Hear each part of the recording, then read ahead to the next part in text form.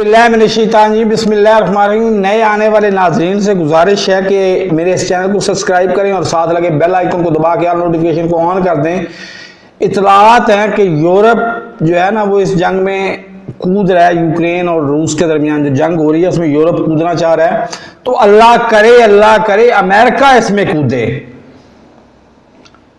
इसमें कूदे और फिर अशर हम देखें जो इसने पिछले 30 साल हमारे साथ किया। ये ज़हन में रखे कि अमेरिकन एम्बेसी मेरी बैक साइड पे 3 किलोमीटर के फासले पे है और अमेरिकन कौंसलेट मुझे रोजाना मिलता भी है।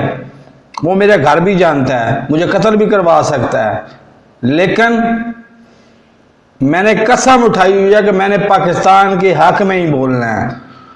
तो मेरे इस चैनल को सब्सक्राइब नहीं किया तो सब्सक्राइब कर ले, साथ लगे बेल आइकन को दबा के नोटिफिकेशन को ऑन कर दे ताकि मेरी हर नई आने वाली वीडियो को नोटिफिकेशन आपको बर वक्त मिल सके। अल्लाह हाफिज।